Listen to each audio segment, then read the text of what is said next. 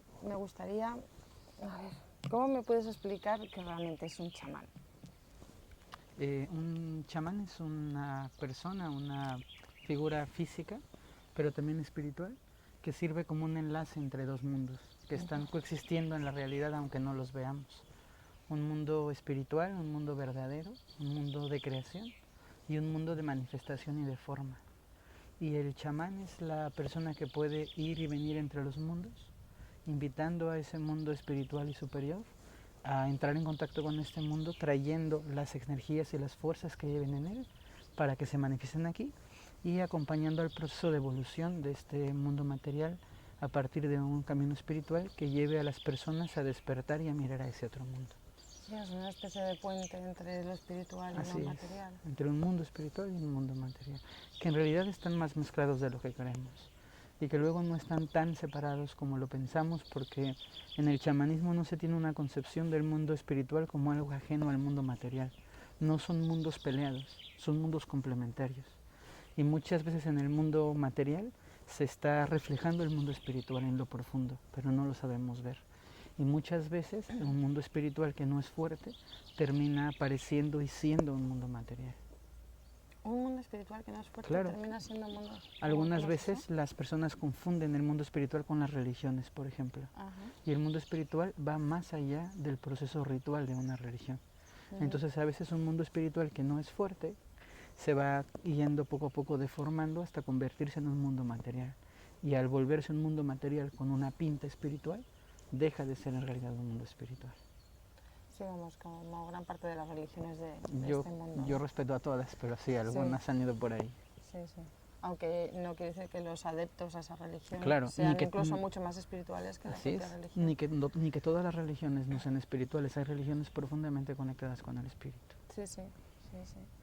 Y yo lo que voy viendo es que veo, por ejemplo, aquí a España, que van llegando muchos chamanes o mucha gente que se ha ido a la selva y dicen que se han formado durante poco tiempo o mucho tiempo, no lo sé, pero es como que están empezando a llegar aquí chamanes. Entonces, yo personalmente siempre me he preguntado quién es realmente un chamán, quién no lo es, quién tiene un conocimiento muy pequeño, por ejemplo, todos estos que están ofreciendo las ayahuascas, así que tú no te has conectado nunca con el chamanismo y de repente una noche pasas y te tomas ayahuasca. A mí siempre me ha parecido, no sé, peligroso y raro. Me ha parecido raro porque creo que no se está uno tan preparado para ello. Entonces, ¿cómo se diferencia un buen chamán de lo que no es? Son bastantes preguntas. Sí, sí. Yo no quisiera hablar de los chamanes como algo específico porque solo puedo hablar de los chamanes que conozco y de los no chamanes que conozco que creen que son chamanes. Pero en un sentido amplio, un chamán es una persona que se forma, que cambia su estructura espiritual profunda. Un chamán no es solo una persona que vive experiencias de la mente, sino que va fraguando su espíritu, que va transformando realmente su espíritu. Y un chamán verdadero y un chamán, un intento de chamán o un mal imitador de chamán se diferencian en el soporte espiritual que tienen profundo, en la estructura del espíritu. Yo te puedo contar que el chamanismo tiene muchísimas regiones en donde se da, porque toda la gente que ha entrado en contacto con estos mundos espirituales es un chamán. Luego tienen distintos nombres según su propia tradición. Y yo soy mexicano, como tú sabes, y en México hay una tradición histórica muy rica de chamanismo, porque en la historia de México siempre se ha visto y siempre ha emergido una parte muy mágica del pueblo mexicano. Los mexicanos creemos en la magia como algo real y muchos pueblos latinos también, y yo creo que España también está empezando en este despertar de la conciencia mágica. Y en México la historia del chamanismo es una historia muy sagrada. No cualquiera es chamán y no por ir a una experiencia te vuelves chamán. Hay toda una estructura espiritual y física también, material, que se llama consejo de ancianos, los abuelos, como les decimos respetuosamente. Y esta gente son en su mayoría gente mayor. No es que necesites ser mayor para llegar ahí, sino que es tan largo el camino para llegar ahí que cuando llegas ya eres mayor. Mayor en años, en experiencia de vida, pero también mayor espiritualmente. Y estos abuelos van invitando a la gente a irse formando, pero yo te puedo decir que no existen ni academias, ni institutos, ni conferencias en teatros de chamanismo, que los abuelos están en sus pueblos, en sus regiones de origen, y que invitan de una forma muy mágica y muy especial a algunas personas a acercarse a ellos. Y empieza un proceso de preparación. un proceso que puede tomar toda la vida o muchas vidas y que a veces se interrumpe en una vida y se continúa en la siguiente vida y va el proceso acompañándose y caminando bien. Y para mí el chamanismo es algo serio, no es algo rígido, es algo serio porque es profundo. Un chamán no es la persona que sabe conceptos de chamanismo. Un chamán no es la persona que ha leído muchos libros, ni la persona que ha bebido ayahuasca. Eso puede ser una persona que sepa palabras técnicas o que sepa cantos o que ha vivido una experiencia. Pero el chamán se va forjando en la vida. Un chamán no es la persona que practica el chamanismo o que entiende el chamanismo, sino la persona que vive el chamanismo. Y entonces la pregunta quizá más profunda y más correcta sería, ¿qué significa vivir el chamanismo? Y ahí se puede diferenciar el gran camino que se abre. Vivir en el chamanismo significa vivir entre los mundos, con un pie aquí y con otro pie allá. Y estar compartiendo un espacio como este y estar mirando que sí hay árboles y flores físicas, pero que cada flor es un espíritu. Y que en cada árbol vive un espíritu. Y que el viento no es solo aire que sopla, sino fuerzas que se están moviendo. Y el chamán vive así, entre los mundos, entre los planos todo el tiempo, con lo bueno y lo malo. Los chamanes no somos figuras libres de manchas o figuras impecables, somos personas que se equivocan, pero nos equivocamos en los dos planos y acertamos en los dos planos y la visión se amplía y se amplifica. Y yo me atrevería a decir con un profundo respeto y mucha alegría que un chamán es una persona apasionada de la vida. Pero no solo de esta vida, sino también de la otra, porque cuando tú contemplas el movimiento de una florecita, tú solo ves a una flor moviéndose, pero un chamán está mirando todas las fuerzas que están tocando este espacio vacío, que es un espacio espiritual, para poder hacer que una flor se mueva. Y entonces cualquier movimiento sencillo en el mundo material se vuelve un movimiento riquísimo y bellísimo para los ojos de un chamán. Luego también es verdad que como estamos ahí, hay cosas del mundo material que pueden parecer muy sorprendentes, que no nos sorprenden tanto porque tú no puedes comparar un coche o una casa muy bonita y muy lujosa materialmente con el movimiento de una flor en el campo, porque la belleza es superior, pero no sabemos o no están acostumbradas la mayoría de las personas a contemplar ese tipo de belleza. Es una belleza más sutil. Es una belleza, pues no te lo creas, más bien es una belleza más difícil de construir, porque es una belleza que tiene que ver con lo simple, y a veces lo simple es grandioso, sí, pero no nos han educado para ver lo simple. Hay un pequeño cuentito, una síntesis que tal vez nos ayudaría como a entender esto, de que en el chamanismo se cree que los seres humanos en algún momento se quedaron atrapados entre un salón de humos y espejos. Y ese salón de humos espejos nos fue nublando la posibilidad de mirar ese mundo espiritual. Y entonces ahora miramos a la humanidad dormida y atrapada en esos humos. Y esos humos es desde el consumismo más básico hasta cómo tenemos una fascinación por el dinero o nos se vuelve nuestra cárcel. Y hay que romper esos espejos. Y el chamán es una persona que busca ir con la gente y golpear su espejo, a ver si se puede quebrar un poco, siempre en permiso de la persona, para ver si se puede liberar esta visión y entonces, en lugar de vivir en una caja de humo, poder contemplar la maravilla del mundo que está a nuestro alrededor.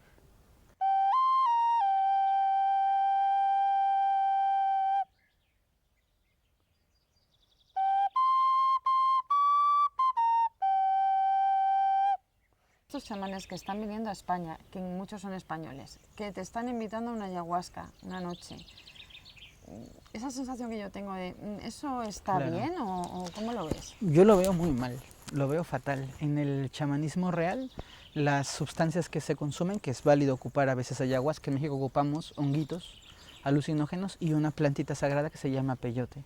Pero cuando se llega a ese punto es porque la gente ha tenido un grado de conciencia tal que ese punto solo es un detonante, es como si amplifica las facultades de una persona que tiene una preparación previa, pero no una persona absurda que nunca tiene una preparación y que piensa que tomar ayahuasca lo lleva a un resultado espiritual. Me parece gravísimo y me parece peligroso porque observo un fenómeno que me entristece.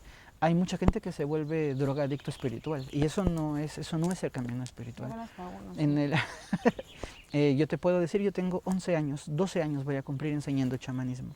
Y en 12 años nunca he hecho una ceremonia así porque he considerado que el trabajo, primero para llegar a ese grado, tiene que ser personal y saber que tú eres quien estás alcanzando ese contacto con el mundo espiritual a través de tus méritos internos, de tu trabajo personal, de tu capacidad de meditar, de tu capacidad de respirar, de resolver la vida y que puedes llegar ahí por merecimiento y no porque tomas ayahuasca o porque consumes peyote, porque nada te garantiza en una ceremonia de ayahuasca y de peyote que fue tu espíritu quien te guió.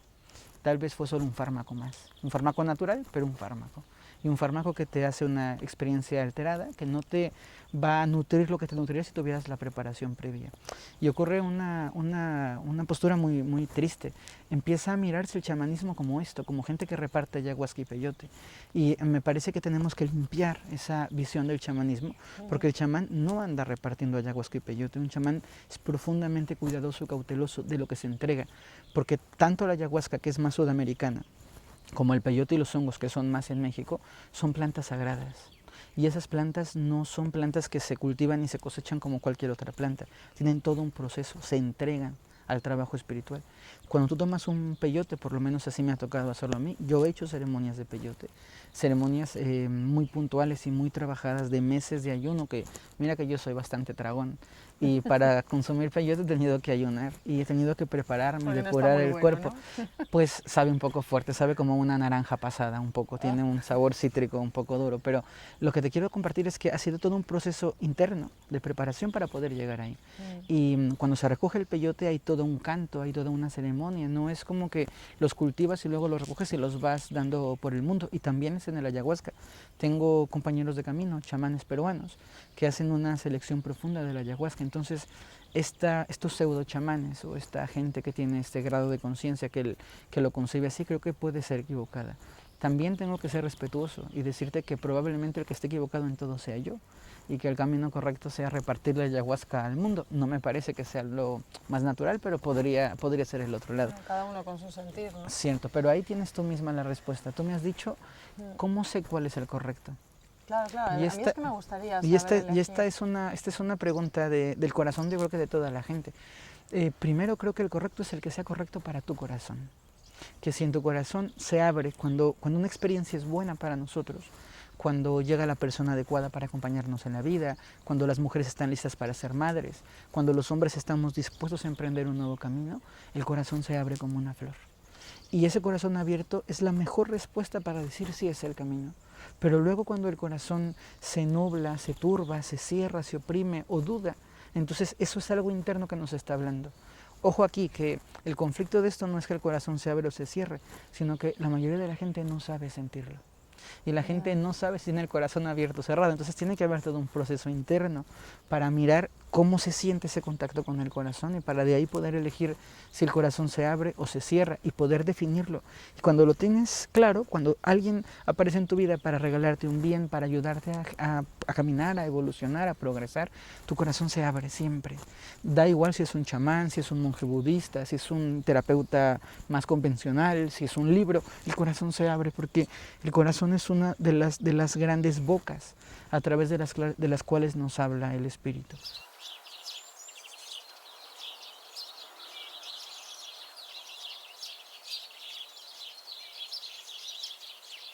Y hay un segundo elemento importante, que esto me lo explicó algún día mi maestro, que yo le digo Tatiki, que es un hombre formidable y que me ha ayudado a formarme en chamanismo, acompañado de otros muchos.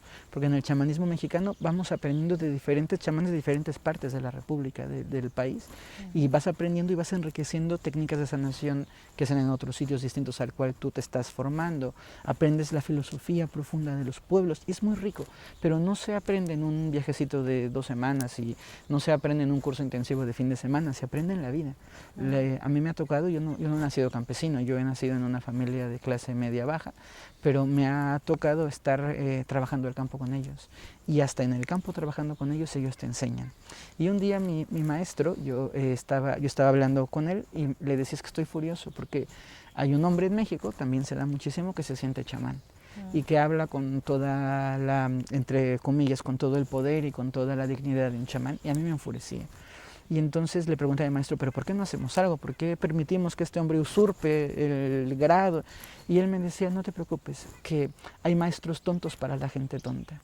Y esa gente que va a él es la gente que necesita ir a él y serán la gente que lo siga. Pero hay gente que tiene el corazón más profundo y que puede buscar a un maestro verdadero. Y le preguntaba, ¿y cómo reconozco un maestro verdadero? Y me dijo, un maestro verdadero es una persona en general sencilla, alegre y viva.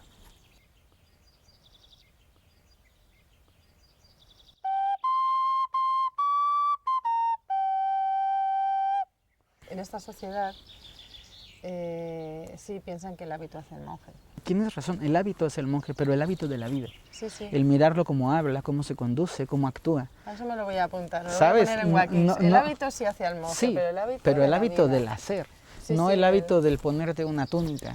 Porque parece ponerte bien. una túnica cualquiera va y la consigue, pero vivir desde la postura interna, abrir el corazón, mantenerte expectante a la vida con un deseo de servicio, con una intención bien clara, eso sí es un hábito difícil. Lo demás cualquiera se lo pone. El hábito de vivir desde el corazón. Claro.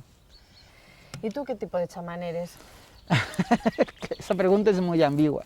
Yo soy un chamán que la pasa Pero bien. cuéntamelo. Yo soy un chamán del nuevo tiempo. Yo creo que la vida está aquí para vivirla. Soy una persona que tiene profundas convicciones y valores. Creo en lo que hago. Vivo buscando la impecabilidad, que es la forma de hacer mejor lo que puedo hacer. Sea lo que sea. Sea tomar un autobús, sea mirar a una persona, sea dar una charla o hacer una terapia de sanación. En donde esté trato de dar lo mejor de mí. Y siempre siguiendo principios y preceptos muy claros. En el chamanismo tenemos como un código de conducta y de valores muy claro, no rígido, pero muy claro. ¿Se puede saber cuál es ese código? Hay muchos, yo te puedo compartir una parte, porque vamos, Ya eso es una habrá cuestión. cosas que son Claro, internas. sí, pero en el chamanismo hablamos de fuerzas, que la vida tiene fuerzas, grandes fuerzas. Entonces, cuando tú te haces chamán, tú te vas haciendo amigo de esas fuerzas. Y hay chamanes que eligen hacerse amigos del silencio, por ejemplo, y que hacen su trabajo es un trabajo de silencio total y es muy válido porque hay una convicción interna y hay un contacto con el espíritu. Hay chamanes que deciden hacer un contacto con la magia, con lo sagrado, y entonces su vida se vuelve un acto mágico con otras fuerzas que se van como mezclando. Y yo tengo el regalo, la gran fortuna de que mi maestro espiritual me enseñó que había una fuerza maravillosa que se llama la fuerza del placer, la fuerza de la alegría, como una fuerza espiritual que a veces la humanidad olvida, y que pasarla bien te da poder y que pasarla bien te acerca a Dios. Pasarla bien sin dañar, que esto es algo que yo quiero dejar muy claro. Pasarla bien en el fondo del alma implica en el mismo acto de pasarla bien que no hay daño a los demás. Porque si tú dañas, entonces no la estás pasando del todo bien, aunque parezca que le estás pasando bien.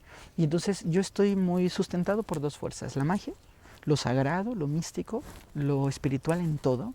Da igual si voy caminando, ahora que veníamos caminando venía platicando con los pájaros como viste y la paso bien, y el placer, como un acto de decir lo que la vida me da lo tomo y lo gozo y lo agradezco y lo disfruto.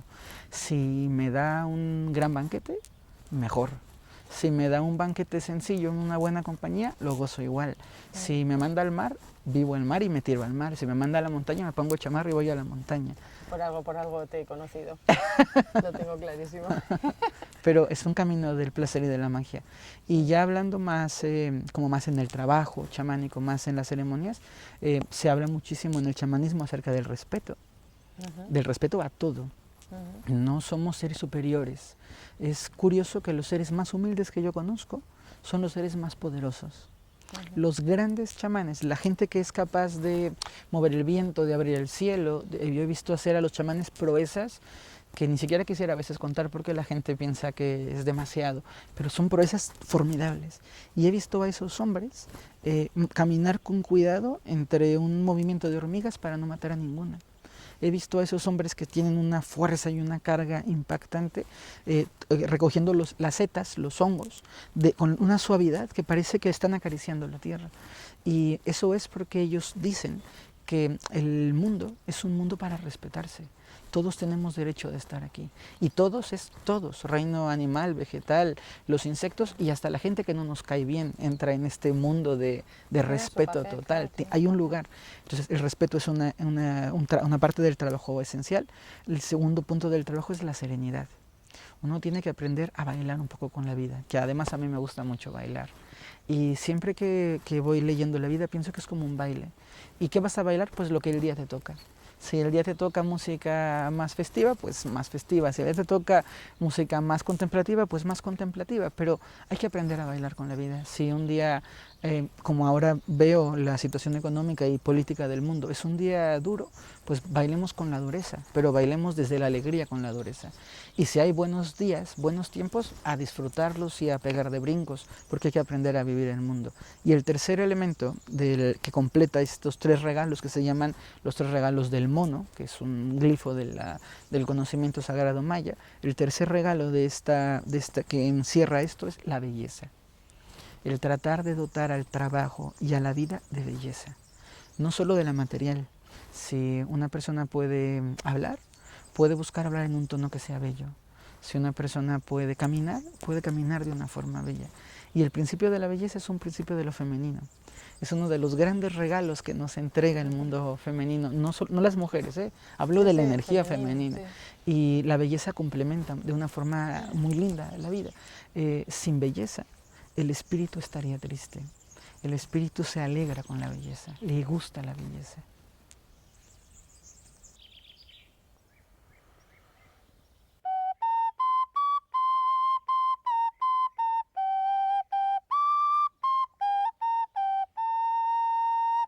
¿Qué haces en España?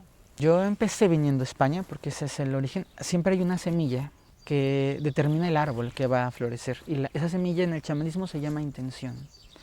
Todo lo que generamos en la vida proviene de una intención del espíritu, no de una intención de la cabeza. Sí, sí, sí. Yo vine a España con una intención muy clara, crear un puente entre México y España, un puente espiritual, porque además somos pueblos profundamente conectados. En México hay una gran comunidad española, gente con la que he convivido a lo largo del tiempo, y en España siempre hay un poco de América, por no solo poner a México, presente en la vida, en lo cotidiano. Entonces cuando recibí el llamado de una persona que en ese momento no conocía y que ahora se ha vuelto profundamente importante para mí, que se llama María, diciéndome algo está pasando en España, la gente está mal informada, pasa que hay muchísima gente que viene a hablar, pero nadie sabe qué va a ocurrir en realidad o qué está ocurriendo, ven. Y tuvimos una apuesta, una intención de apuesta por el servicio, de decir, vamos, sin que nadie me conociera, sin medios publicitarios, un poco de boca en boca. Y cuando vine a España a dar la primera charla, el primer curso, sentí un placer inmenso. Yo recuerdo a la gente que estaba en ese sitio, que además tuvimos el regalo de que se llenó y que estábamos todos apretados, incómodos físicamente, y empezar a hablar y darme cuenta de algo esencial. A España le hace mucha falta la esperanza. Y estoy hablándote de una España de hace 3 años o 3 años y medio más o menos, que era una España que estaba en su cúspide, en su momento donde todo el mundo compraba y gastaba. O sea, bueno, la situación era buena, ¿eh? Cuando yo vine la primera vez la situación no estaba grave, empezaba a decaer. Bueno, algunos ya tenían una información que no compartieron. Pero era una España en un buen momento. Sí. Y al ir avanzando el tiempo, me di cuenta que le hacía falta esperanza y que le hacía falta alegría. Sí. Yo recuerdo muchísimo en el primer taller que en un momento yo me guío en los talleres por las fuerzas. Sí. Y en un momento dije, los hombres abracen a un hombre. Y yo recuerdo la cara de susto de los hombres diciendo ¿qué? Y se abrazan con un hombre y le dicen a ese hombre, yo estoy aquí para ti. Fue algo formidable porque los hombres hicieron un gran esfuerzo y se abrazaron. Y ahora, al paso del tiempo, regreso a España. Primero, porque sigo teniendo esa intención de crear el puente que se ha construido. He tenido un regalo formidable. Ese puente que se empezó a gestar ya ha hecho una visita, un viaje maravilloso espiritual de casi 40 españoles a México, donde se integraron con alumnos míos mexicanos, colombianos de otras partes del mundo, y se dio un movimiento precioso. Ese puente se ha establecido y ahora la intención es que los mexicanos vengan a España, porque ese puente espiritual de conocimiento tiene que irse fraguando. La segunda razón que había venido por esa esperanza, entre más ha pasado el tiempo, más veo que se necesita esa esperanza, y esa búsqueda, que me parece una virtud del pueblo español, esa búsqueda seria. Porque yo he encontrado gente en España con un deseo profundo de cambiar y con un deseo profundo de aprender. Y puede ser que la vida los sacuda y que los mueva, pero ellos quieren y lo siento. Y entonces siguen viniendo y siguen asistiendo. Pero se ha asomado una intención que no sé si ahora es más grande o no, pero que es una intención esencial. He generado grandes cariños en España. Ahora mismo mis alumnos, que son mis amigos, pero todos han brotado de ahí, de los cursos, de la consulta, y ahora puedo llamarles con mucho gusto mis amigos, se han vuelto tan importantes en mi vida que yo vendría a España aunque no quisieran escuchar una conferencia, que buscaría la forma de venir porque son gente cercana a mi corazón y se ha vuelto parte de mi vida y se han abierto puertas maravillosas. Y ha sido tan grande el movimiento porque creo que su corazón me estaba llamando. Y creo que mi corazón los estaba llamando, porque así creo que se dan las cosas. Igual que me ocurre contigo y que ocurre en el mundo, creo que desde otro sitio nos llamamos. Y luego aquí nos encontramos. Y hay gente que es muy necia y que no se da cuenta que ha encontrado algo que ha pedido, pero hay otras personas que se dan cuenta que lo que han pedido es lo que han encontrado.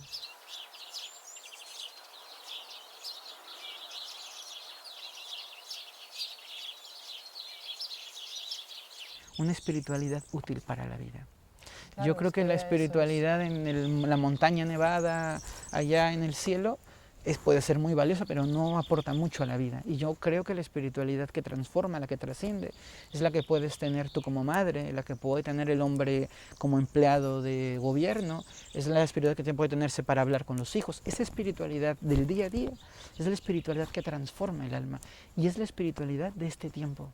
Ya no hay tiempo, ni físico ni espiritual, para hacer la espiritualidad allá de me voy 5 años a peregrinar por el mundo y luego vuelvo iluminado. Creo que no, creo que te iluminas aquí, cocinando y conduciendo, aquí en esta vida, en esta forma.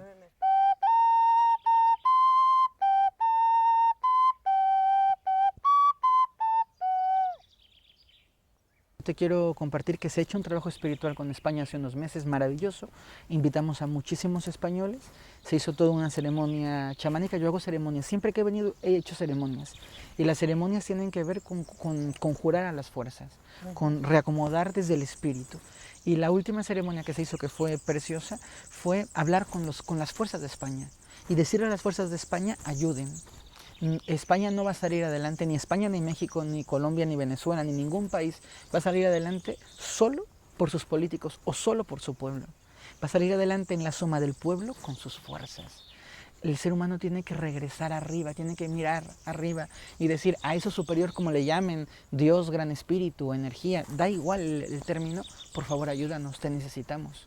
Es un punto en donde la humanidad tiene que recordar que no somos lo máximo y que no somos lo importante, que somos parte de algo muy grande y que allá arriba o abajo o donde la gente lo quiera entender, en lo profundo, en lo superior, está una fuerza, un ser, mira ahora cómo viene este movimiento, que nos está escuchando y que nos está respondiendo. Y a esa fuerza superior tenemos que decirle, ayúdanos. Por favor, es momento de que regresemos a un movimiento del alma distinto, a una visión de romper con todos esos paradigmas y con todas esas ilusiones del mundo, de creer que con 1 millón de euros se soluciona la crisis y entender que está dentro del corazón la solución y que solo sostenidos por una fuerza mayor, la humanidad va a poder ir al sitio que le corresponde. Yo confío en eso. ¿España tiene una fuerza especial o sea, por ejemplo, México tiene un potencial de fuerza diferente al potencial de fuerza que puede tener España? Sí, sí, y todos los países del mundo tienen una función, son como individuos. Cada persona en una familia tiene un rol. En el mundo cada pueblo, no país, porque a veces los países están hablando de un territorio delimitado y puede ser que en un país haya muchos pueblos que hacen una diferencia bastante grande. Cada pueblo tiene una función en el mundo y hay unos pueblos y unas tierras en los pueblos que tienen una cantidad de emanación energética diferente. Mayor o menor, sí, pero más bien sería con una función distinta, con una utilidad diferente. México, y lo digo porque soy mexicano y porque amo a mi país, pero lo digo también un poco de una forma seria, es un gran manantial de luz, siempre lo ha sido. Como India, como Tíbet, son grandes focos de emanación de luz. Y luego hay países que van cumpliendo sus funciones, y España tiene una función importante. España es la puerta de entrada a Europa. El español en el alma de su pueblo, con esta mezcla tan maravillosa que tiene de tantos migrantes, de tantos pueblos aquí coexistiendo cada vez mejor, logra despertar su corazón, entonces le seguirán los pueblos de Europa. Es aquí en España donde la revolución social no estoy hablando de conflicto armado, ni siquiera de conflicto, espero que ni siquiera tengamos que llegar a un conflicto, pero el cambio se puede gestar aquí y se tiene que gestar ya. Las cosas están puestas, la olla está hirviendo, o vamos para un sitio o vamos para el otro, pero esta situación no va a quedarse.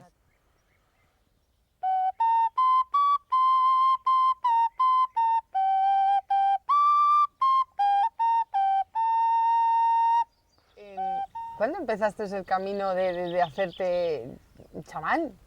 ¿Cómo se hace? Es una pregunta linda.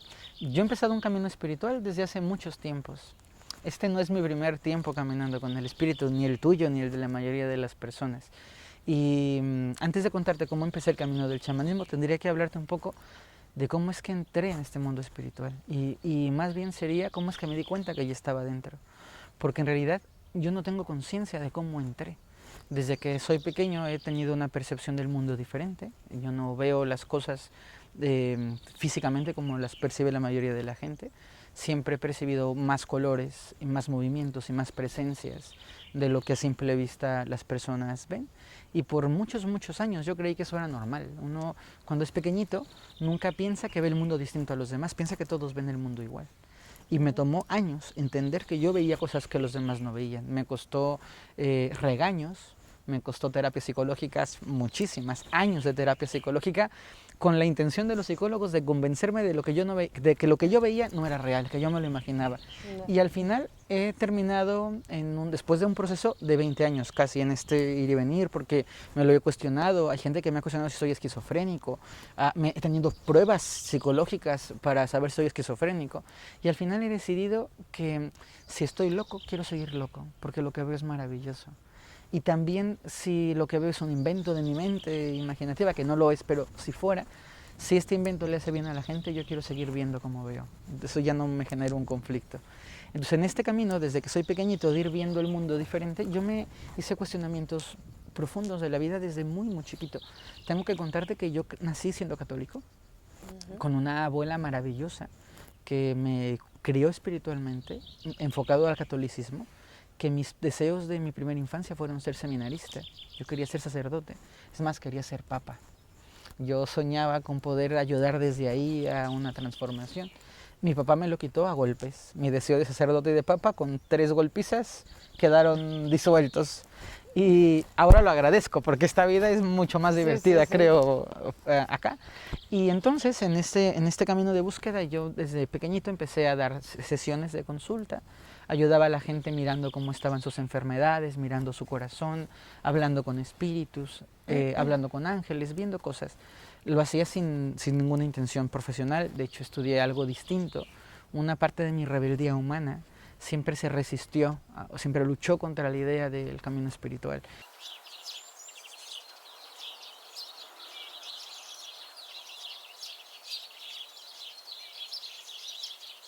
En mi historia, en diferentes episodios de mi vida, con mis padres, primero de pequeño, de que me llevaban en el carrito, y luego de niño, muchas veces, yo creo que unas 6 o 7 veces, gente se acercó a mis padres a pedirles que me entregaran, y que ellos me iban a querer y luego me regresaban con mis padres. O sea, que ellos veían y algo que claro, y mi padre se ponía furioso y corría a la gente y les decía que claro que no, que estaban locos. Y que no me alimentaran la fantasía. Mi padre seguía con esta idea de que le alimentan la fantasía, entonces váyanse todos. Pero esta vez yo era grande, ya tenía 18, como 19 años creo, porque estaba empezando la carrera. Entonces sentí un llamado, luego vino una persona físicamente y me dijo, hay un hombre, un chamán, un abuelo, que quiere verte, ven. A un estado lejos de la Ciudad de México, que se llama Chiapas, es lejos de la Ciudad de México. Y bueno, pues ya está, vente. Y yo dije, yo no me puedo ir así. Fue todo un proceso, yo no me fui en ese momento. El hombre que me fue a buscar se enfureció conmigo porque le parecía como que yo había sido grosero con el llamado, que yo tenía que haber ido en ese momento, pero que tenía un padre, tenía una escuela y tenía que pedirle permiso a mi papá en ese momento para irme. O tener dinero para irte. Y tener dinero para irme además.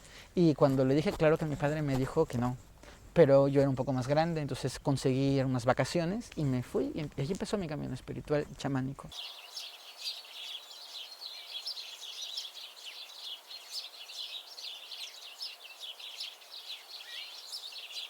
Este abuelo me recibió Y desde el momento en el que me encontré con él, me empezó a enseñar. Pero las enseñanzas chamánicas no son enseñanzas ni cómodas, ni fáciles, ni sencillas, son fuertes, son muy duras. Ahora que hago cursos, yo lo suavizo, lo traduzco a un salón, pero el chamanismo se aprende en la montaña, se aprende en el mar, se aprende en el campo, se aprende en la sierra, y es duro. La enseñanza chamánica es una enseñanza muy fuerte. Entonces este proceso ha sido un proceso de vida, de muchos años trabajando. Y luego he tenido el regalo de que este gran mentor, que para mí es mi maestro, y cuando hablo de mi maestro siempre pienso a él como el referente, con todos los demás abuelos, que es como una cúpula de los grandes chamanes de México, que son 5 hombres, siempre hay 5, muere uno y viene otro. Estos 5 grandes hombres que se llama el Consejo de Abuelos, la máxima autoridad chamánica en México, y yo considero que una de las más altas en el mundo, si no es que la más alta en el mundo también, aunque no quiero sonar pretencioso, pero podría ser que sí, van moviéndote y te van mandando con otro de ellos o con otro de otro grado inferior a ellos para que tú te enriquezcas aprendiendo de los demás. Y este ha sido el camino de mi vida.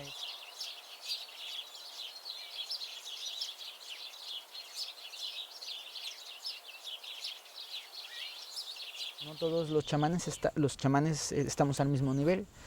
Algunas personas me preguntan, ¿cómo te haces chamán? ¿Cómo te certificas como chamán?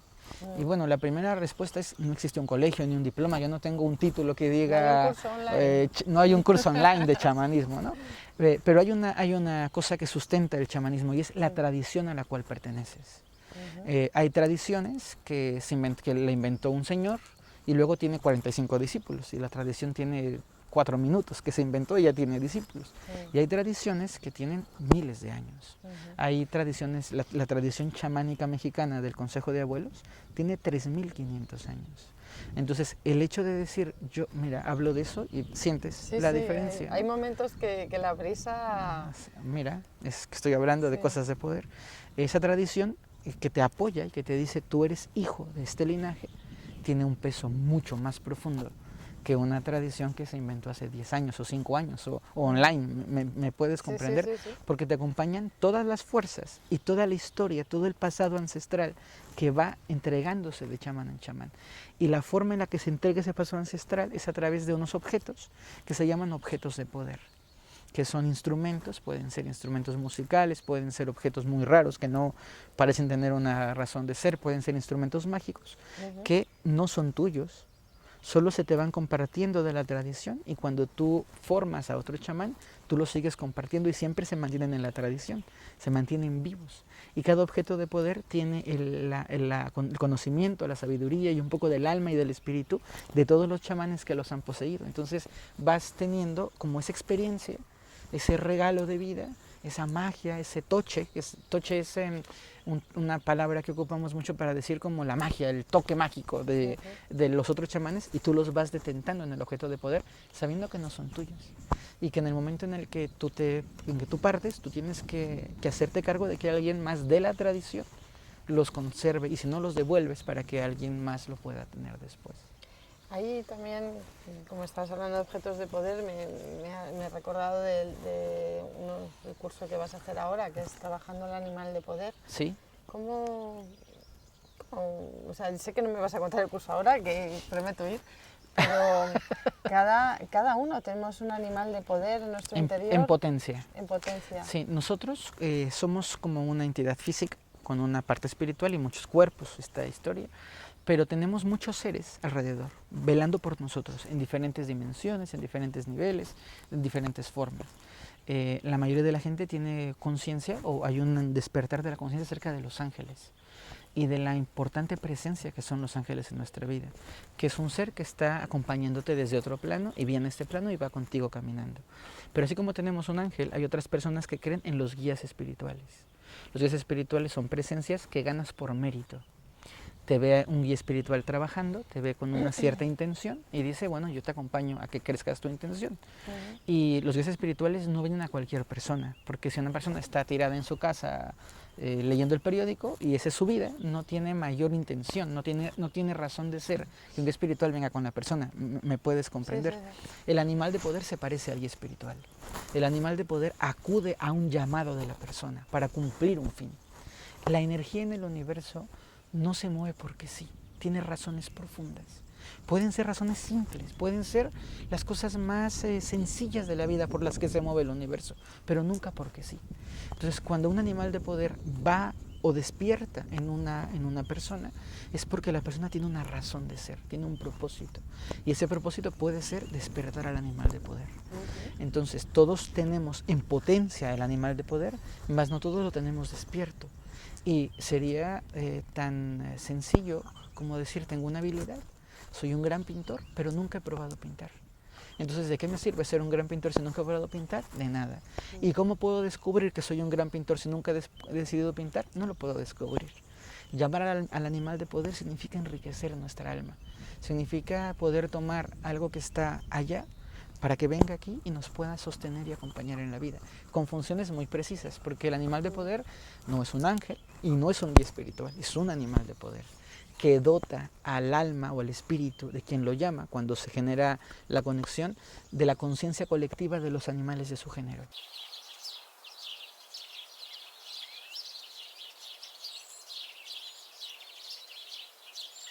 ¿Y los ángeles?